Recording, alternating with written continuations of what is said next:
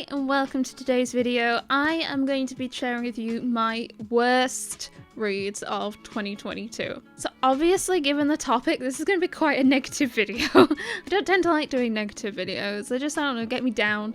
But so it's currently going to be a bit more ranty. If you don't like negative content, I don't know, skip this one maybe. I had originally thought of doing my best and worst reads in one video, but I tend to rant and chat a lot, so I decided to split them out to give me 2 videos instead. Also, all of these are just my opinions. If some of these are your favourite series ever, I'm sorry, it's okay though. Everyone can have different opinions. Like, I know I hear negative things about my favourite series of all the time.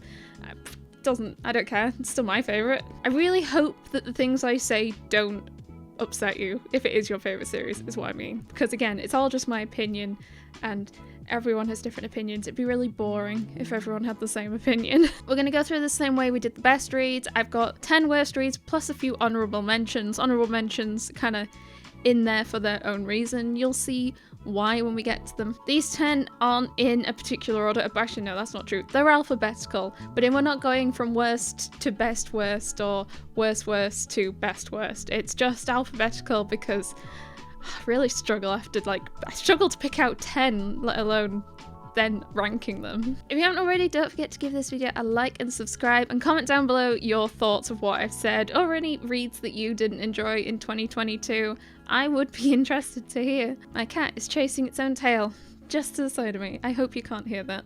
Okay, first off on the stack, we have Baccano, the manga. So my understanding is the light novel and the anime are amazing. I am specifically talking about the manga because that is what I read. So the series is kind of like 1920s New York gangster with a hint of supernatural. I liked the premise, it was interesting. I think the issue with the series is the manga is only... So the light novel, I believe, unsure, is ongoing, and there's like 20 of them plus. The anime has had a few seasons. The manga is 3 volumes. Complete at 3 volumes. I didn't know there were other outlets of media for the series until after I read this, and I was like, not a very good ending, was that? So yeah, my main issue is because they tried to wrap it up in 3 volumes, they pretty much unload a whole bunch of lore, information, and characters, and then pretty much at that point it's already ending, and it just... If it had been longer, if the manga had run on longer, I'd probably enjoyed it, but because it wrapped so quickly, it just felt so rushed and not particularly satisfying. I didn't really understand who anyone was until it was too late, and would avoid the manga probably, but the anime and the light novel's meant to be really good, so if you're interested in the series, that's probably how I would go for it. So we have another series on the list for a similar reason. It's Classroom of the Elite, the manga. Again, I understand the light novel to be amazing. I'm not sure if it's had an anime. The manga, I don't know. I understood it to be like amazing, like, I don't know, I thought it was going to be like more action-y. It's just a slice of life high school thing, really. There's not really too much happen. Maybe I've not read far enough in the manga, maybe. I've read 3 volumes in the manga so far, but it's just like kids in like a boarding school, kind of high school, and that's about it. Some things like secret grades or some people hiding grades and stuff, but like, I don't know, I expected and assumed it was going to be higher stakes than it was, but maybe it gets better. But the light novel is meant to be amazing if you can find them. Next up, we have Game Between the Suits. Last year, Steamship started releasing titles, and I believe last year they released 4, and there was another new one coming out this year. And in my best list, I did have I'll Never Be Your Crown Princess, and on my worst list, I have this one. I didn't particularly enjoy it. I didn't like the dynamic between the main characters. I didn't like the main characters. I didn't like the scenario. I didn't like how they treated each other. Wasn't too keen on how they looked either. I agree with you, Emma, on that one. They are so bony. Wasn't my kind of thing. I didn't like the whole trying to not communicate, their adults communicate, and I didn't like either character. I don't know if the series is ongoing, if it's complete. Didn't really get into it. I think Tiffany enjoyed it, and Emma didn't like the artwork. There's some positivity amongst the dudettes, I suppose. Next on the list is Lynx. This is a one-shot BL published by Sublime Manga. Sublime Manga? Just Sublime? Just Sublime Manga? So my issue with this was it follows 4 sets of couples that their lives kind of intertwine for various reasons, whether they kind of like one from each couple might work together, or they like live nearby, that sort of thing. But my main issue with it was so many of the characters looked so similar. I didn't actually realize for a couple of chapters that we'd like swapped to follow a different couple. I was like, this guy was so quiet, why is he now so like loud and boisterous? And it's like, I didn't realize that it was actually a completely different person. And like 8 characters in a one shot, and they look kind of similar. I just couldn't follow what was happening. I didn't know who was who. I didn't know what was happening. I didn't know their names. There wasn't enough story for me to have learnt names or characteristics or anything. In the back, they do like have a couple like pictures of the couples. It was like almost too late at this point. I was like, nah. I don't think the story was bad, but it definitely was so much harder to follow because I couldn't follow it. It's the same manga artist as Given, I believe, and I haven't started reading my Given volumes yet, but Given is like meant to be great. So I don't think my issue is with the story, but I couldn't follow it. I think my issue was just there were too many characters for a one shot. I think that's my issue. Next we have Love in Focus. Now this copy is a bit battered because it's a secondhand copy.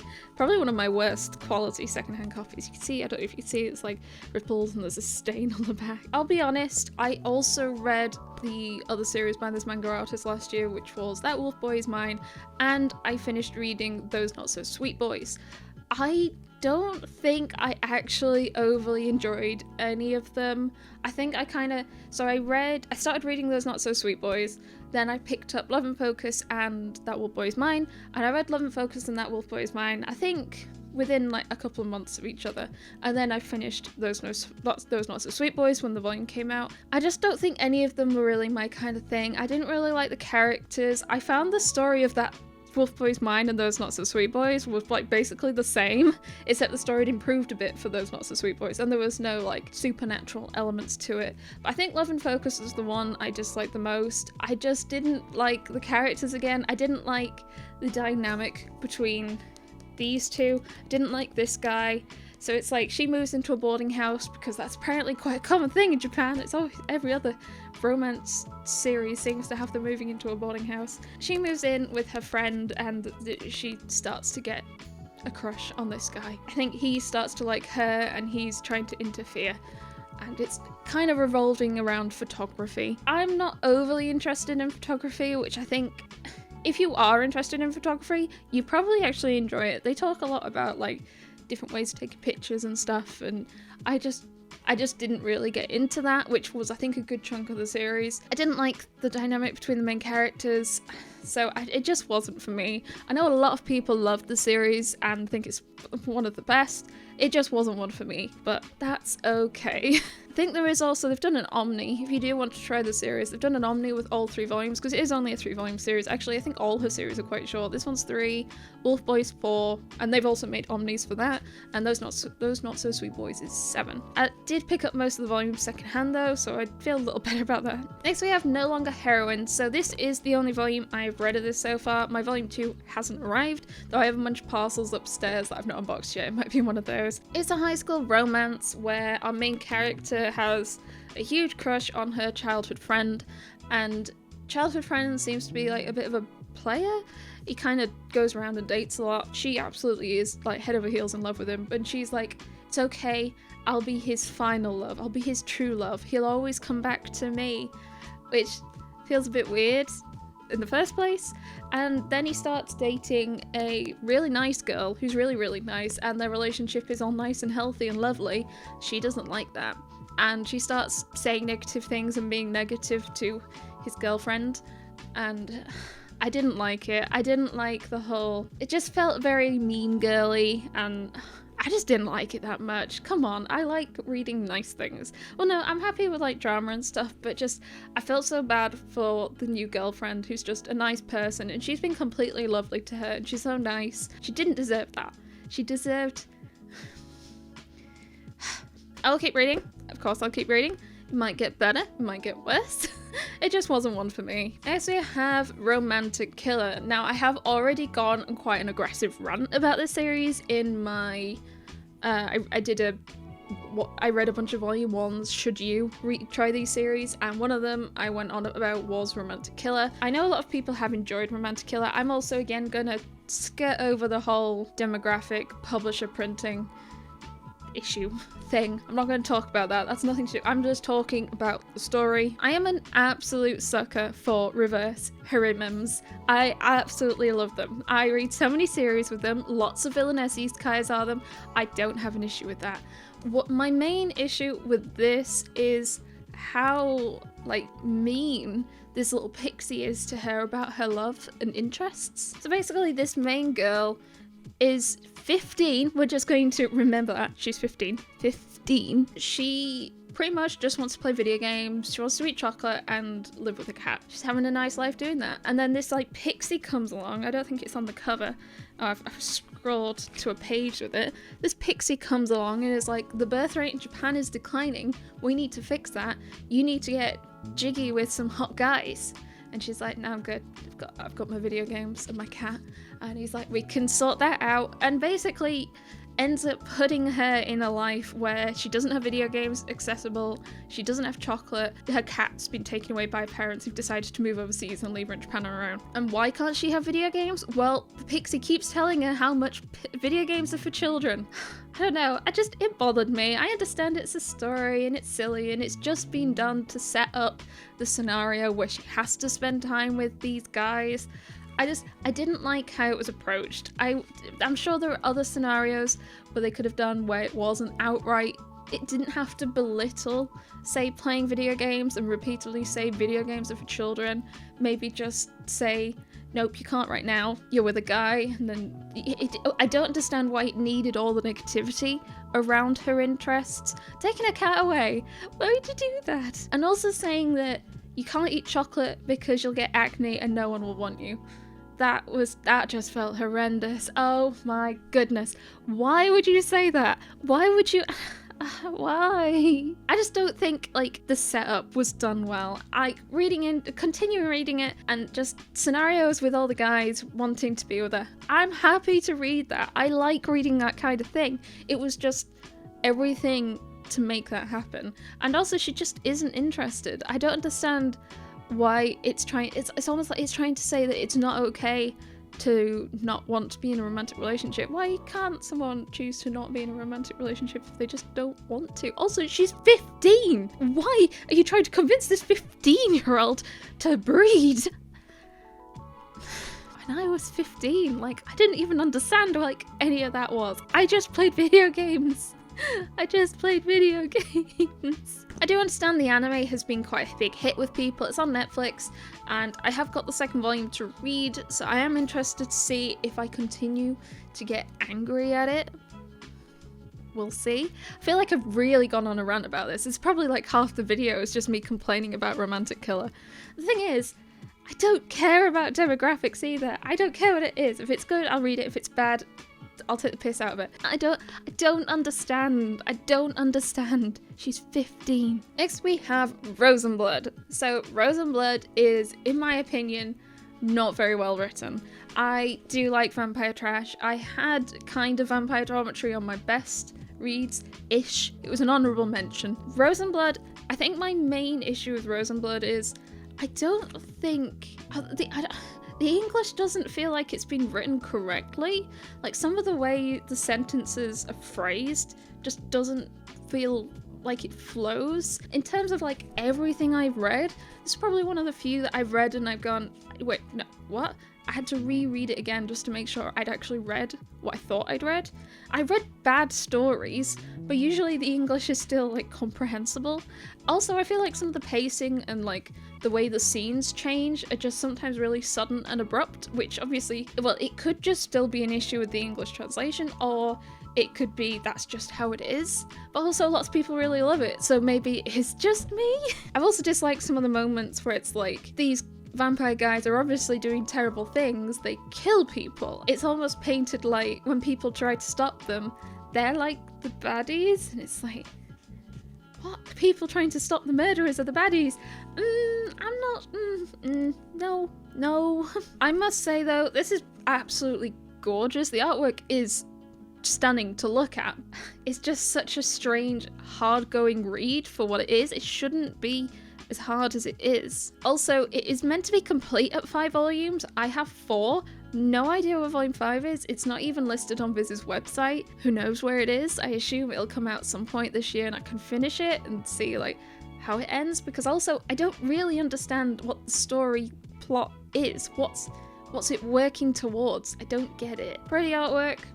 I like the actual volumes, like the colours and stuff, but yeah. Next we have Sundome Milky Way. Now, like, even just saying the plot of this is horrendously questionable and probably couldn't explain why it's on my list, but it's not technically the reason it's on my list. Actually, I might as well just read the back. Yoshitake, your average company drone, is out for a drive one night when he spots a UFO and crashes his car. When he next opens his eyes, he's in his apartment, and next to him is a stunningly beautiful alien girl named Loon.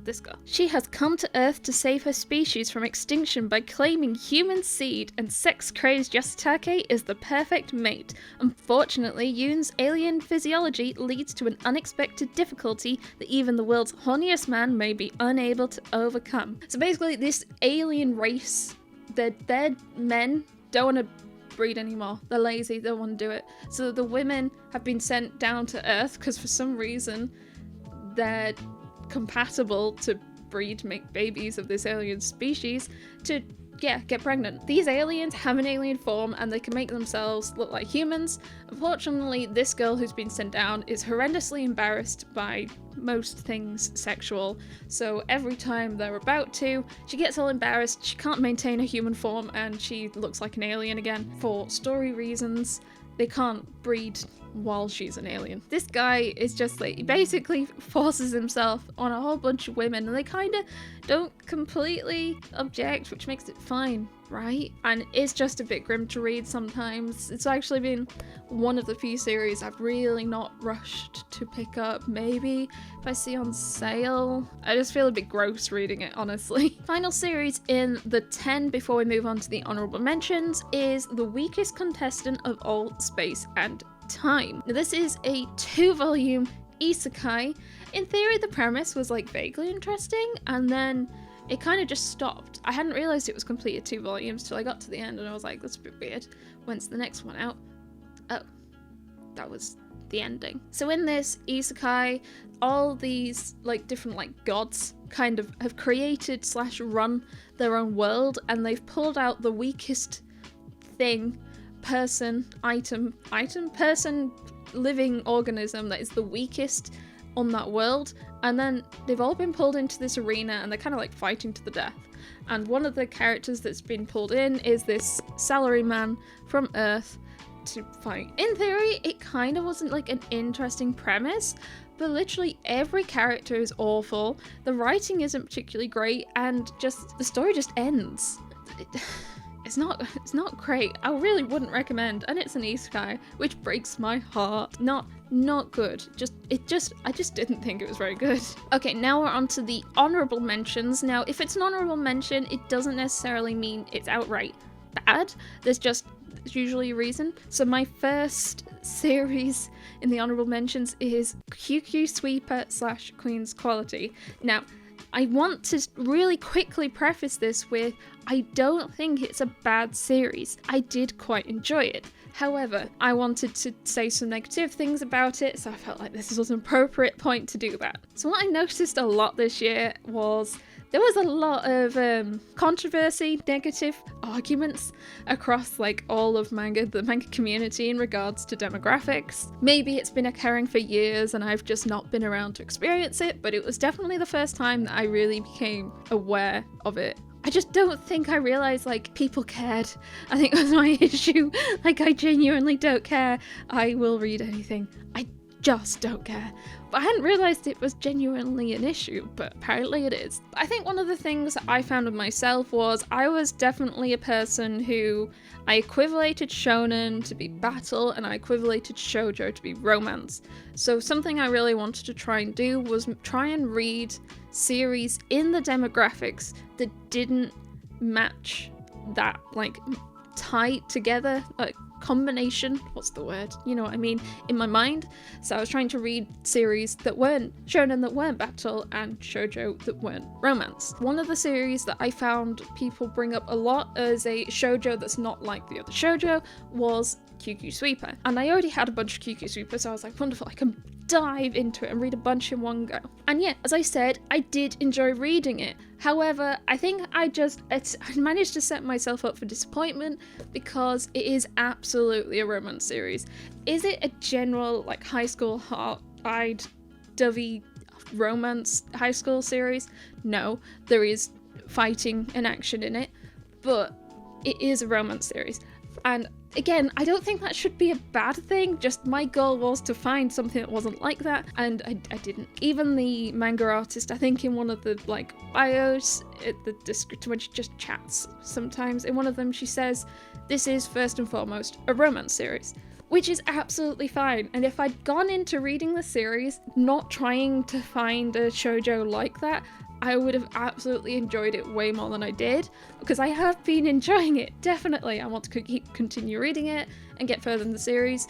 It just, I went in with the expectation of one thing and it didn't meet it and it let me down. That's again probably more on me, but I just wanted to have a bit of like a vent about it, and since I'm already being negative in this video, why not do it here? I don't think it's a bad series. I would probably recommend it as well, just it is romance, which isn't a bad thing. It's I don't know what to say. I'll leave it at that. Into the deepest unknowable dungeon. So this is an isekai, and it's kind of just a fantasy diving into the dungeon kind of isekai. And I did vaguely actually enjoy the story of this, which is kind of why it's honorable mention. My big issue with it is all the characters look like children. All the characters look like children. They kind of look like the children in Maid of Abyss. That kind of like really round cutesy. You're like, okay, that's fine. However, this is a plastic wrap series with very explicit scenes between those characters, which personally I found horrendously uncomfortable to read, especially with how young they look. I was going to show you like a little panel of the characters, but that was an explicit scene, so like that's what the characters look like in the manga, and this is like a chapter after they just had some bedtime cuddles. It's really uncomfortable to read. I haven't picked up any more yet because of it. Too young. Final series that is an honorable mention, and final series of the video actually, is Madoc.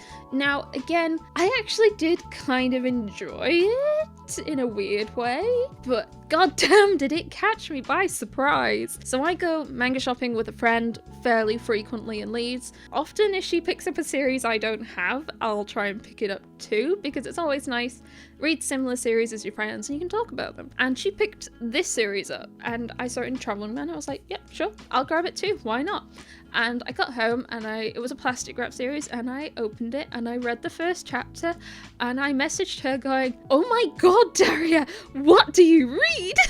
Yeah, this is a very, very explicit human demon BL that is, yeah, very explicit in weird demon ways, not normal ways. Not normal ways at all. And I think I was just so caught by surprise, because my friend is like the sweetest, loveliest being ever, that she picked this up just like, I think it just like, what? It was actually kind of like a compelling story to read, just events in it were horrendously questionable and like, oh my god, did that just happen? What's he doing with the soy sauce? Oh yeah, there was that bit too. Oh yeah, that bit too. I think it gets a little less disturbing the more you read, but like what a first chapter, goodness me. I do also think the manga artist is, I think he did some of the artwork for Monster Hunter. I think that is originally how she knew of the series, but still, yeah. They were my worst reads of 2022. Do let me know in the comments what you think. I really hope you're not upset if you like some of the series I said negative things about. because that's okay. It's okay. It's okay. It's okay. It's okay. Yeah, I hear a lot of negative things like One Piece and Komi, like too long, too repetitive. I don't care. I love it still. Yes, if you enjoy that, don't forget to subscribe for lots more manga content. Again, I have so many videos filmed now. Yeah. And if you haven't already, don't forget to check out my social media and affiliate links found down below. Otherwise, I hope you have the most wonderful day, and I will see you next time. Bye!